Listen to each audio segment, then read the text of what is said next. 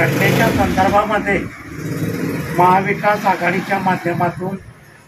महाराष्ट्र बंदची जी हाक दिल्या गेलेली होती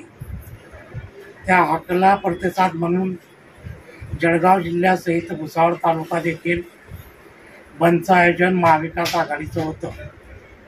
परंतु वरणगाव शहर आणि वरणगाव परिसरातील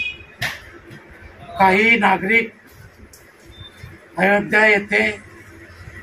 देवदर्शनासाठी गेल्यानंतर ते नेपाळ येथे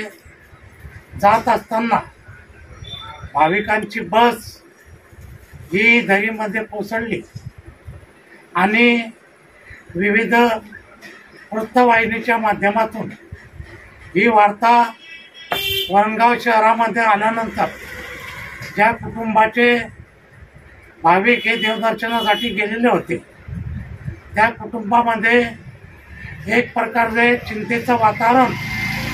पसरलेलं असल्या कारणामुळे महाविकास आघाडीच्या महाराष्ट्र बंदमधून वरणगाव हे शहर बंद न ठेवता झालेली घटना अतिशय दुर्दैवी अशा प्रकारची आहे,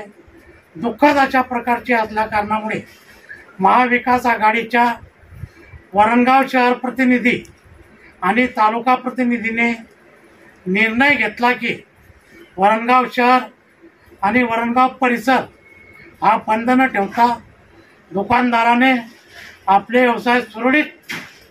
ठेवावे अशा प्रकारचं वरणगाव आणि वरणगाव परिसरातील व्यापारी बंधूंना